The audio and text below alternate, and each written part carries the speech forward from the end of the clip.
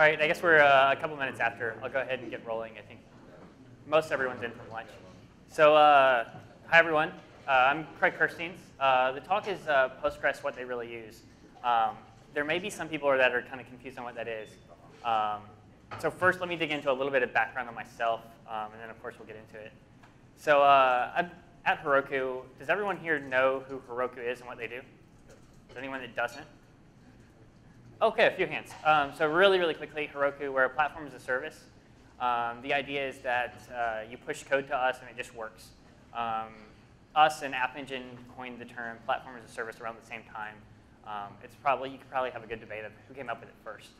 Along with that, we run Heroku Postgres, which is the largest fleet of Postgres databases in the world. So at Heroku, I'm the product manager for the Heroku Postgres team. And I actually ended up joining that team purely by accident. I joined Heroku about 2.5 years ago and was doing some product management, a little bit of engineering, a variety of things on the platform side, so the application runtime side. And what I found myself doing was evangelizing Postgres internally. So we were about 50, 60 people. We ran a Postgres as a service company, group internally already. And we have a lot of Ruby developers. And these Ruby developers were working with Active Record and doing things. And I found myself talking about create index concurrently so they don't have to bring the database down for an hour while they add an index. And all these other things, window functions, CTEs, all this cool stuff that they just weren't using. So what I did was, because I'm lazy and I don't like people and don't like having conversations, I went and wrote a blog post. So I wrote this blog post. If you search for why Postgres, it's the first result in Google. I didn't expect it to have nearly as much attention. It's seen about 50,000 unique viewers over the past year and a half. So a good bit of overall traffic. And essentially, I kept going. So I kept blogging some more. And at that point, the GM for the Heroku Postgres team came over and said, hey, you're doing a better job of marketing in your spare time than we are. Why don't you actually come do it? And I was like, yeah, sure, whatever. I mean, you guys are fine. He eventually talked me into it. I'm not sure if that's a good thing or bad thing. But since then, I've done a variety of more things. So here's a few shameless plugs. Postgres Weekly. How many people here already subscribe to it? Wow, OK, that's not as many as I'd like to see. So Postgres Weekly is a kind of consumer-facing. So it's not what David Federer sends out as like, here's what happened on Hackers, but here's interesting posts of how you use Postgres, of what people are doing, more end user, so application developer focused a little bit. My personal blog, Postgres Guide, is another guide that was created about 1.5 years ago, meant to be more tutorial-driven, and here's how you do certain things versus the reference doc that exists in Postgres today. I see a decent number of Macs. If you're on a Mac and you've had issues with Mac ports or Homebrew in Postgres, take a look at postgres.app. It's a drag-and-drop app that just works. And then finally, Heroku Postgres. If you don't want to run Postgres yourself but want to take advantage of it, give us a look. So in addition to that, I do a lot of talking at conferences. I speak at 10 to 12 conferences a year. This is actually my first Postgres conference, not just to speak at, but to ever attend. I normally don't hang out in the Postgres kind of core community. I'm at Python and Ruby and all the other conferences talking about Postgres, because I generally think that audience needs to know why it's great. I usually put up a slide that looks something like this. This is either at the end or the beginning of the talk, after talking about a lot of great features. Hopefully, all of this isn't news to everyone here. If it is, hopefully a lot of the other talks cover it. I'm happy to talk about why Postgres is great, all the awesome functionality, that kind of thing. Really, this talk is all about what do people actually do with it. So HStore, how many people use it? Indexes, are people adding them? What kind, et cetera. So a little more on why does it make sense for me to talk about this. We're the largest fleet of Postgres in the world. We don't give specific numbers on databases or revenue or any of that. But I can say we're doing over 1 billion write transactions a day across our fleet. There's also some core community people that know close enough our numbers, and it's never been refuted that we're the largest in the world. So what did we do? Our database offering ranges. So we've got what we call a starter tier. And this is where you get a database inside a cluster. So there's not a lot of isolation. People are competing for resources. It's really kind of the hobbyist level, right? It's here, get a database for free. We're not going to give you that much great support on it. It's perfectly good for running your blog, for a to-do application, for prototyping, for development, that kind of thing. We also have a more production tier, and this is what we call actually our production tier. This ranges from running Postgres inside an LXC container to completely on its own box that's pretty isolated from everything else. All of the stats I'm going to dig into are based on these production databases. So really quickly on version. So we've been around for about 4 years. When we started, we were on Postgres, I believe 8.4. I don't believe it was even 8.3 at the time. There may have been some of those. Today, our production breakdown looks something like this. So we've got 50% of our users on 9.1, 47% on 9.2, 3% on 9.0. To me, this is pretty interesting. We've killed off all of 8.4. We're about to kill off all of 9.0. Really aggressively upgrading users so they get to take advantage of features. We can talk about JSON being awesome and HStore and lateral joins, but if no one's on that version and they're running legacy systems, they're not going to use the feature. I was actually just having a conversation with someone a couple weeks ago that was talking about Postgres 7.4 and still running it. I don't even understand that world of why would you be on something that old. I think this is important for anyone running an application that you figure out how to make the time to upgrade, take advantage of the features. Because if they're not taken advantage of, dog-fooded, then they're not going to continue to advance. But to me, I think 9.1, 9.2 are the most interesting because the extensions there get a lot better. And digging in there, I think extensions are, to me, really a lot of the future of Postgres. The core is going to continue to evolve and be great, but the extensions give you so much power. This is my really, really crappy attempt at a word cloud of which ones are most popular. Actually, to take a, I'll tell you what, anyone want to take a guess on how HStore adoption is percentage-wise? I'll buy you a beer tonight. I'll buy everyone a beer tonight anyways, but any guesses? 40%. How much? 40. 40%. 78. 4. 10. 0.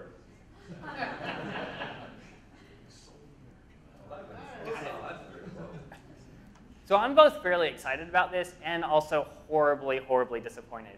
HStore is awesome. It's been around for a really long time, and most people only started learning about it in the past year. I think it came out, was it 8.4 or 9.0? One of the two, and people only started using it really in the last year or so. There's some fun things in here. I think DB Link, it's awesome functionality, but super confusing to use. We're already seeing some good adoption of the Postgres FDW. Probably a faster growth rate than DB Link. CI text, I just consider that the people that migrated from MySQL and wanted to keep that feature. Also things like UUID and PG-stat statements. We talk about these a lot. I'm sad that they're not used more. I don't know why people aren't using UUIDs or primary keys all the time, why it's not a default in frameworks and that kind of thing. So breaking it down a little bit more, though, of that, so 17% of our production databases have at least one extension installed. Of that 17%, 22% have two. So that tells me, that's a decent number of people. Once they try one, they explore and try something else. 8% have 3. 2.5% have 4. 0.7% have 5. And 0.2% have 11 extensions. And I actually checked. We support more than this. So they didn't turn on every single one. They specifically selected which ones. And I actually want to go talk to this group of people and find out what in the world they're doing. It's out of a lot of this data, I have more questions, I think, than I have answers, really. One interesting one that was off of this list back over here was PLV8. So this is one we added support for. Postgres is in here, and we've had support for it for a while. PLv8's missing. So it's actually just below the case-insensitive text. If I jump forward quickly. But I think it's one that's actually growing really well and highlights some of the interestingness and the use cases around it. PLv8, I saw an email actually just last week from a user that was having a problem with it on Postgres 9.3. Took the opportunity to say, hey, what are you doing? And he sent me back just some code, basically. He's like, well, I'll just write some pseudocode to illustrate it. If you understand this function, if you're proficient at all with JavaScript, he's sending in a JavaScript function, some JavaScript arguments, and then returning JSON. This is up in his application code and in his database, so that now he can just do something like this. He's returning sending in filters and the JSON function, and just getting back the result set of it, which I think is really a pretty interesting use case. At first, I thought it was fairly scary, but it's fairly safe since he knows the functions he's passing in, what he's running, what he's not. Foreign data wrappers. How many people are using a foreign data wrapper? Wow, OK. That's a lot less in this room, as awesome as they are, that I expected. So we only support the Postgres FDW right now. So it's hard to say how adoption is on the others. But I can tell you firsthand, we've gotten requests for Redis, Mongo, and S3. S3 was actually by Hitoshi Harada. When I saw multiple requests come in, I reached out to Hitoshi and was like, so tell me about the S3 FDW. Like, what is it used for? I don't even understand the use case of it. He's like, I don't know. I thought it'd be fun to create one night. And people are running this in production in real cases. So I think it's interesting that a lot of these things that just get thrown over the fence, people are actually taking advantage of. FDWs is one of those where I see more and more kind of support, and a better packaging release story really is further their adoption. All right, show of hands. How many people have an index on their database? Apparently not all of our users do. And the best part of this is not that it's, there's one empty database or something. This is people that's paying at least $50 a month. So I have no idea why this is the case. 92% have a unique index. So that's not super surprising. 28% have a gen index on their database, which I thought was actually pretty good and pretty positive. 13% have a gist. I think the gen distribution is very indicative of the people using HStore, using arrays, that kind of thing. Just I'm surprised it's so low. I wanted to go a lot further with some of this. But it's interesting to see that some of these things people really are taking advantage of pretty early on.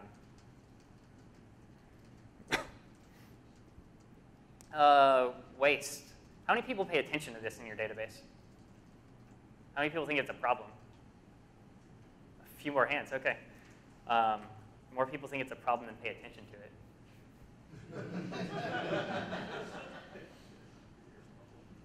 it. So bloat. 22.9% of our production databases have bloat over 100 megabytes. This isn't that crazy to me. This is kind of like a fine. It's not really a problem. But 8.7% do over a gigabyte, which is a little more concerning.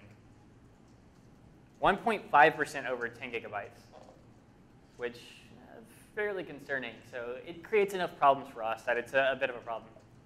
You don't have percentage bloat numbers, do you, average? I can get them. We can. Part of what I want out of this talk is so people please keep questions. We have a lot more data than this. So it's a question of where do we want to dig in. So the question was, do we have a percentage bloat? And we can definitely get it. I could probably get it by this afternoon for us. So, I mean, on a terabyte database, 10 gigs of bloat would not be a problem. Right. Right. So, Yeah, we do have some of that, and we can definitely dig in on it. Thank you. But I can tell you right here, this is a problem. 0.1% over 100 gigabytes. This really, I don't think it's too big of a problem overall. I think it's definitely a problem for that 1% range, given most of the data distributions. But there are some really extreme cases. We saw a user that had under 10,000 rows, and the database was, I forget whether it was 10 or 50 gigabytes. And at first, we're like, man, what is the user doing? Are they trying to pack in like tons of JSON, upload files? And it was just heavily, heavily toasted data. I don't recall the specifics of it, but there's some interesting cases there that do exist. But for the most part, I would say bloat isn't too awful of a problem. This one was actually an interesting one. Unused indexes. Yeah? I was going to ask, how are you measuring bloat? I can show you the query. I don't understand the specifics of it. It's crazy. Okay. Yeah, I can talk more about that in just a second. I mean, just something based off of the statistics collection? Yeah, based off the stats and the catalog tables, yeah. Okay, all right. So indexes, 23% of people have an index that's over 1,000 rows that's used less than 5% of the time. Sounds reasonable. 13% over 10,000, 5% over 100,000. So this actually gets pretty concerning. This tells me that a lot of application developers just blindly add indexes without paying any attention to them, which isn't super surprising. 1.5% over 1 million rows. We've got 2 people with indexes over 100 million rows that they're essentially never used, which is, I mean, great for us because then they need more database to be able to keep up with that performance, so they pay us a little more. But overall, not great from a longevity perspective of managing a healthy database. So a lot of these things I just went through are so if you're familiar with Heroku at all, we have a command line tool, and we have a plugin for it called PG Extras, and we consider this kind of our alpha, beta power user playground, where here, get all these extra commands, and you can get a better idea of what's going on with your database. The commands hopefully are fairly straightforward, right? Here's index usage. How many times are these indexes used? Here's existing locks. Cache hit, which is a big one we encourage users to pay attention to. Bloat's actually a command in there. And if you look back here, you can check out the GitHub repo. The query for all these is right there and open, so anyone can grab them. I'd encourage people to. This is probably a little early because we just added some tracking for all of this about a couple weeks ago. I expect this to change a little bit. A lot of people are paying attention to their index usage, not necessarily people paying attention to unused indexes. So it's maybe where do I need to add one, which ones are kind of being taken advantage of, but not which ones have waste. Locks is a pretty common one. I think a lot of application developers jump there when they have a problem, which is a lot of times a fair assumption. But things a lot of users still missed. So extensions. That was both really a positive number to me and kind of an unfortunate one. There's a few examples of this, like HStore. I kind of understand that the name comes from the paper, but it's a key value store. It's described that way. What does HStore mean? And having a barrier right there with the naming to convince users of that, of what it is and what it does, versus it being very transparent. I think a lot of the extensions are this case. The UUID, it's not a UUID extension, it's UID OSSP, SSO? Yeah, so it's I've got to recall, which things I need to turn it on or to search for. PLV8, I was actually having a discussion with Toshi that this should be the JSON, or the JavaScript extension, because that's really what it enables to application developers. They don't care that it's V8. They care that, hey, I can run JavaScript on my database. And that's what they hear when you talk about it. Functions. Again, this is another one of the same thing. More and more, I'm blogging just about functions that people want that are already there. Most application developers aren't writing their own PL/PG SQL. They're going to take advantage of what's there, or they're just not going to do it. Window functions. Is everyone here familiar with the, yeah? I'm interested to know what percentage of your users actually need to create server-side functions. That's a good question. I can get the answer. Yeah. I bet it's minuscule, but we can dig it up. There are some packages that do create them for them, so. Oh, that's right. It would have to be a user-created We could filter the no one was out and try that. Yeah. Because somebody who's not using server-side functions effectively is looking at the database as a data store. Right. Well, it depends, right? There's a balance there. I mean, I think what we're seeing with PLV8 is that people are taking, the functions that are in their application and putting them directly in the database. And it's really changing the way they operate and work with it. And they're not having to do it with a, let me learn a new language. It's a really powerful example of that. Window functions. Did everyone here know the Django web framework? Does everyone know who Jacob Kaplan-Moss is? He was one of the co-creators of it. And this was his tweet of, when was it? A month ago? Yep. Just about a month ago. Of how do I even use a window function? So someone that's fairly technically savvy, it's been explained to him multiple times, doesn't even know how to use them, and is looking for docs. I think this is a good example where Postgres has great reference docs, but it's like a how to do something, a tutorial, a guidance. It's sorely missing and hurting a lot of this adoption. And just to pick on Selena, and it's unfortunate her talks at the same time, this was Selena's response, which was talking about CTEs as the answer to window functions. So someone well-known in the Postgres community was prescribing, hey, think of them as a view, which is the answer to the wrong question. But another thing, window function CTEs, the name describes kind of the mechanism, but not what the value actually is to the end user. So I think there's some clear area for improvement in those things. So hopefully, I'm going to spend kind of the bulk of the time on the rest of this, of the problems new users face, and try to limit it down. I started with 10 and went down to 8. Finally ended at 5, because I think it's something that's fairly tangible and that everyone can help improve and contribute to. So the first one, and this is a super broad question. I know it's broad, I know it's vague, but it's like, what do I need to pay attention to? I hear this over and over and over and over again. And it's interesting because I think it's from a different perspective than a lot of people are used to hearing it. More and more, the people that are asking this aren't DBAs. How many of the people in the room here are DBAs? How many would consider them a web or application developer of some form? OK, so like the spread's already on that side in this room at a database conference. At other conferences, it's even more so on that side. What we're seeing is, application developers, full stack developers, whatever you want to call it, where you're writing, front-end code, web application code, and you're tasked with running the database or keeping it up. So it's what do I need to pay attention to? Where do I start? What books do I need? When they say what books, usually it's one book, because they're busy reading books on Node and whatever new SAS or Compass or whatever. It's the full spectrum there. But digging in a little bit more, this is an incredibly common one. How do I set up replication? And everyone asks the question, which I think is really positive. They're thinking about it in the right sense. They're saying, I need this. It's important. How do I do it? There's a book that just came out which has 13 chapters and covers about 7 different tools, and it's still missing 3 or 4. And this is confusion for users.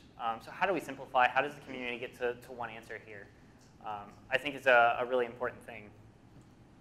I don't necessarily know that I know the right answer. I think 9.4 with logical rep is a big step forward, and the community is excited about that.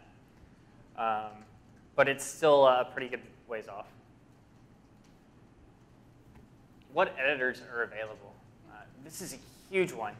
I'm very confident this is the single most thing slowing down Postgres adoption today.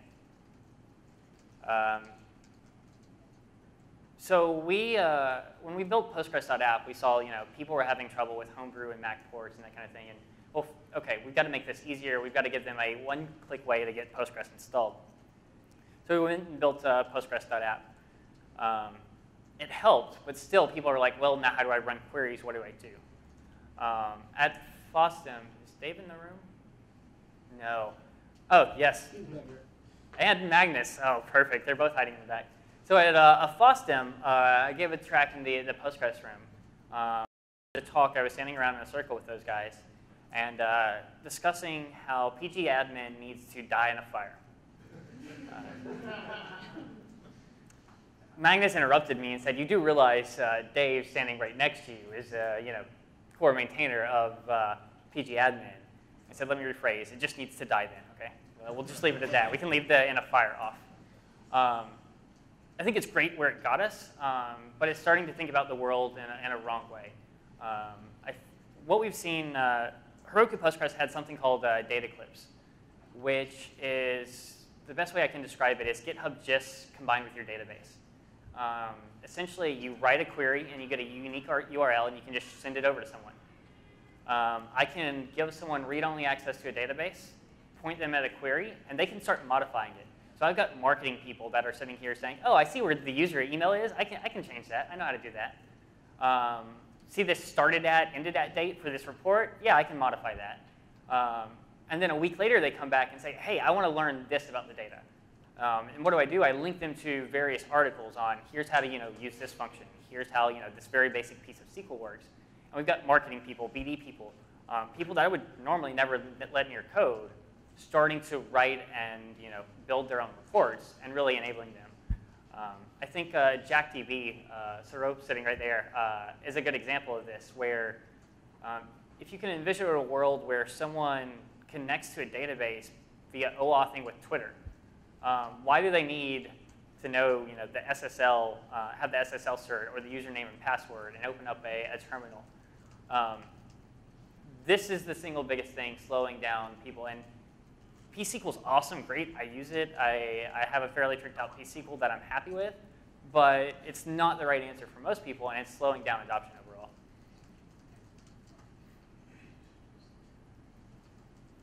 How do I understand performance? Hopefully this one rings loud and clear.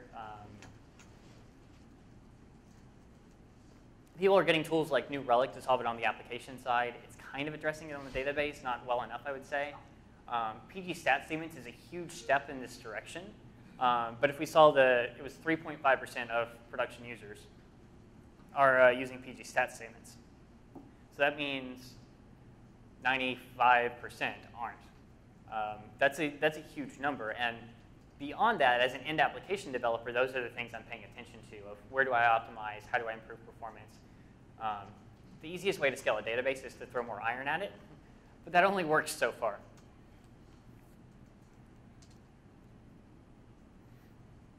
And the final one, I think this is, I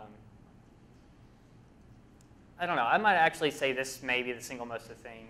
No, I don't think it's slowing down Postgres adoption, but it's really hurting the development pace overall, is how do I use all this cool stuff? So I stand up there and I give a talk about HStore and JSON and PLV8 and window functions and CTEs. And how many people here are using an ORM? Wow, that's actually really, really few. And I would say that's contrary to the general population. That's the way they access their database, is the ORM. HStore was out for 3 years before it made it into SQL Alchemy. It was out, and same thing for Rails. It's out in Rails 4. Developers aren't going to hack around it that much. They're not going to drop into raw SQL. Having better support in these frameworks really advances the usage of these things. To the web development community, 9.2 was viewed as the JSON release. I think to the Postgres community, it was viewed as the performance release. It's interesting how these two are very different. I think both are very valid and important, but no one could actually use JSON still today in Django. In Rails, I'm not sure on Rails 4 if you can. But if it's not, I was going to say, you can use it in Django. You just write a custom field, and the nice thing, PG too, it does have the support to make the map. Yeah. So Jonathan's point, you can use it in Django. You just have to write a custom field, which, having the data, I'm very, very certain no one's really doing. So yeah, it's technically possible. But I think an easy solution to this is getting it into core, which these guys are really excited about. If you talk to the Django core community, they're really excited about this functionality. They hear about it, they want it. It's just a matter of a conversation that really has to happen. So with the Django community, it's can they know about these features that are coming down the pipeline? Can they have it ready? Postgres releases once a year. There's big excitement around features. A year later, you know, a language community starts to put it in. A year later, eventually it gets a release. So we're looking at 2 years before all these features that get released actually get used, which I can imagine, I can only speculate here, but for the core community, it's hard to get feedback on features if people aren't using them. JSTOR is an interesting thing that's getting some improvement now that HSTOR is finally getting, you know, some real usage, and JSON's getting some attention and it's getting improvement. But there's a good possibility this could have happened long ago. And really, you know, if people are using the functionality, taking advantage of Postgres, we're all pretty much happier overall. So just a quick, I guess, question / comment on that. I think, you know, one thing I've noticed, you know, I do unfortunately have to use an RM for a lot of things, and that's just the nature of things like transactional web apps. But I think part of it too is to take advantage of some of these features. Like, it'd be great if we could build them more into the RMs and get the RM developers to do it. But I think part of it is just like some of the education efforts. That hey, maybe you know write this line in SQL, but at the last step you map into your function. I think. You know, and maybe the answer is just writing more blogs or tweeting. Yeah. I mean, I think there's a lot of options there. It doesn't have to be a perfect solution of like, let's integrate with the ORM. Yeah. I think you're spot on. Like, content blogs, simple solutions really can go a long way. So I definitely ran way under there, but wanted to open it up on, I think Bruce already fired off 3 things I have to go research now. I'd love to hear, you know, what other questions people have that I may be able to already answer, or what things do you want to know? I will be publishing the slides later.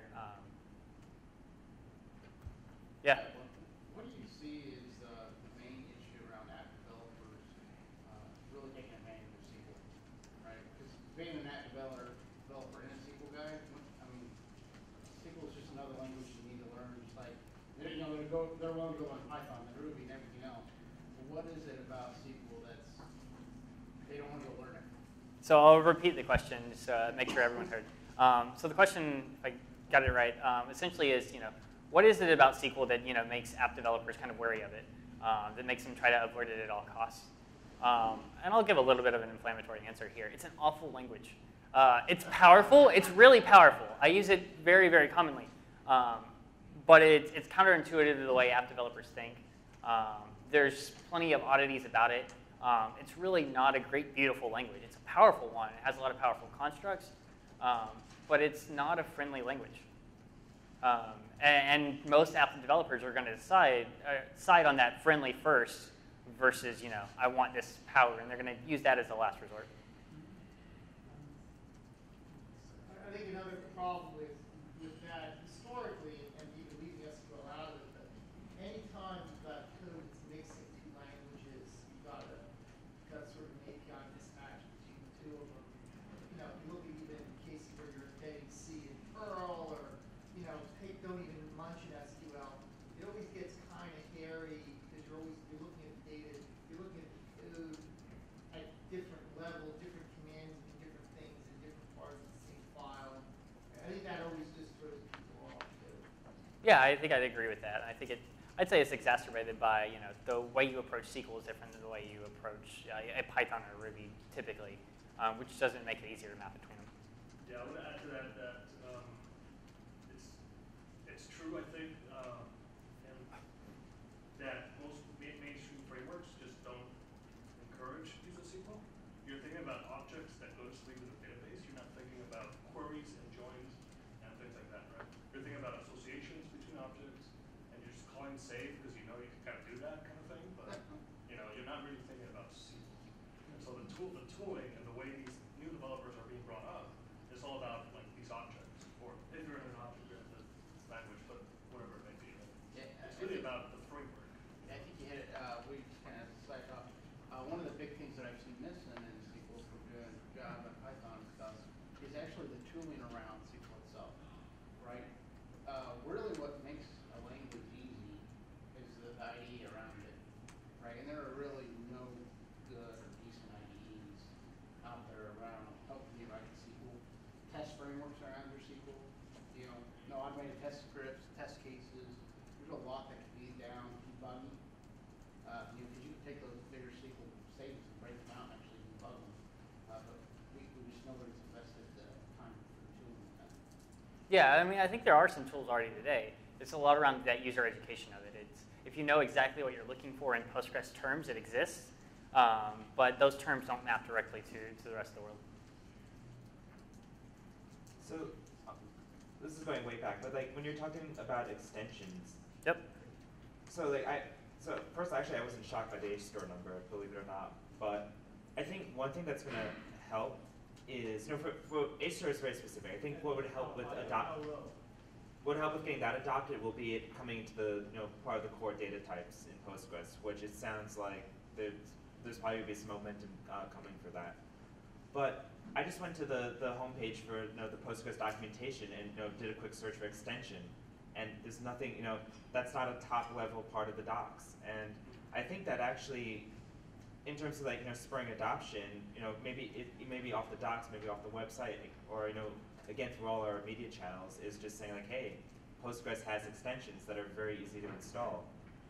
I mean, I'm not sure. Does on their Heroku docs, do you have like a prominent extension? Like here are extensions. Yeah, there's a couple. There's a blog post about it. There's definitely that's an article that lists them and gives you a quick blurb on what each is. The ones we support. So actually, the other one, again, I know these are the Heroku numbers, but I am surprised Postgres is so low in that one. In fact, I would figure that would have been the top one, just because there it really is the lingua franca of the GIS community. Yeah, but that's just it. I've been to the GIS conferences, and they don't know, really, they don't understand the database back end. All they know are the front ends. Like I did a talk with them, and I showed them shortcuts, how to do the queries and stuff, and it was all new revelation. They didn't realize that the interface that they were using could be circumvented. They didn't understand that the real guts of the logic is in the back. And the reason why they didn't know, because at one time, GIS was all in the front. They don't know that all the big industries are switching over to Postgres. They don't have this idea. So to have this GIS thing, like GIS is really, really big in mobile, but most of the people that develop it don't know squat. Like I remember we had a GIS expert that came into the company, okay? He was doing a talk, and he was talking about doing an implementation. And I missed halfway through the talk. I came in the last half. So I missed the part where he said it would take him about a month. I wrote it in Postgres over the weekend. So it was a bit of a shock. He didn't believe it until we ran through the regression testing and he realized it. So eventually everything was shifted over on the Postgres side. But even then, there's this prejudice issue, the developer dominant side. Now you were talking about programming languages. Okay, I'm going to give you a spin.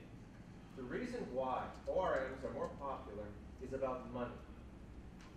Relational databases are boxed into proprietary technologies historically that are valued.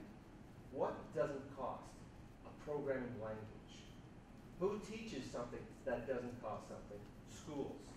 Around 2000, I was teaching at a school, and that year, Oracle jumped the licensing from $5,000 per license to $50,000. And they did it for a simple reason. They could. ORMs are popular for one reason.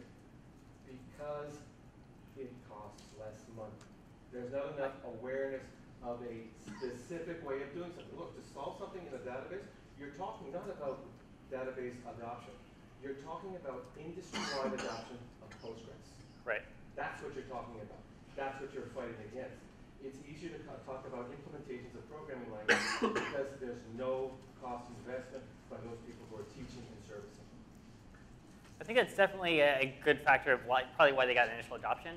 I think today there's definitely an ease of use of getting on board with that. Like it's very clear that users will get on board with an ORM faster, easier than writing the raw SQL and learning something else. Because they've been taught to think about programming languages. Right.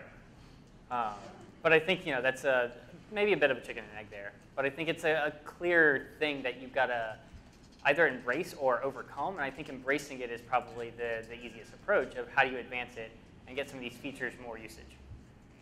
As you have more and more advanced users, they will step outside the bounds there and contribute back, and I think that's a large part of what you want is a bigger community contributing back. A lot of what Jesse was talking about earlier today. A lot of these people that will talk about extensions or improve the data type support in ORMs aren't are the core community, aren't major contributors, minor contributors. They're in other communities. Just the ecosystem needs to get there and evolve. And as it does, it'll continue to grow overall.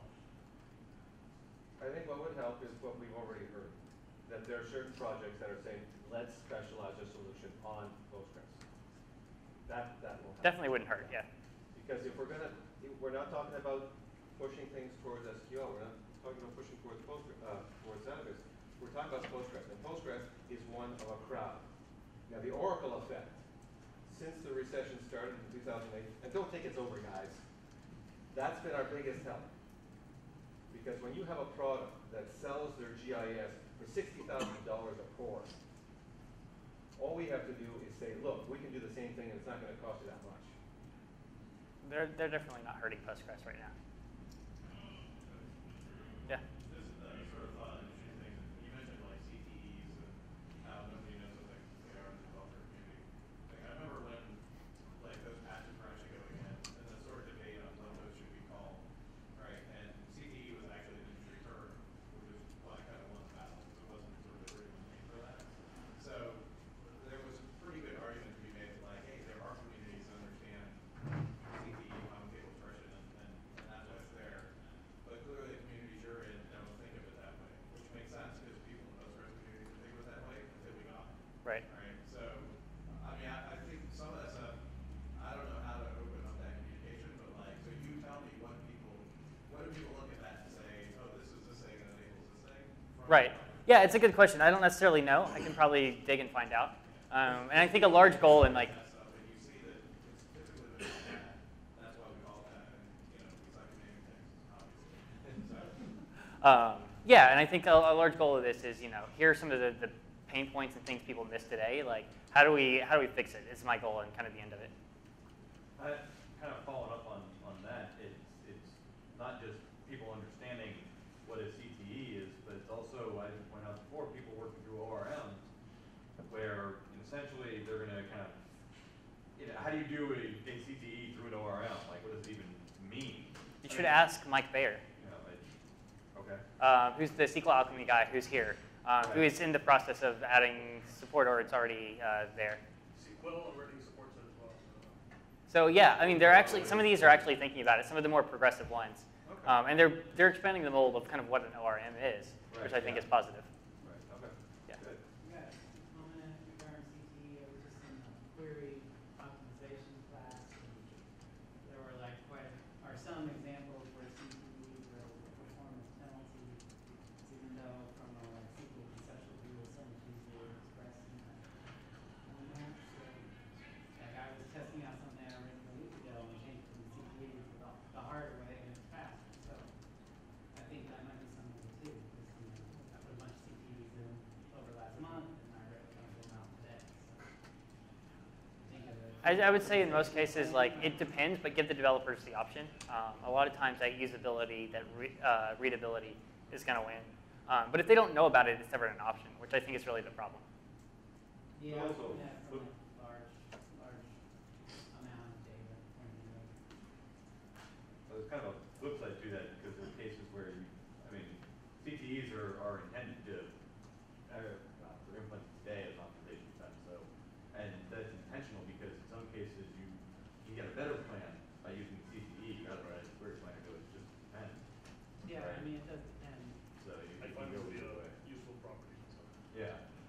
Being able to- Tom Lane did a talk at the Bay Area a couple months ago, and one of the things that struck me was what he said is how much work is done to the planner to reverse engineer the instructions that object relational mappers send. Well, yeah. That's very true.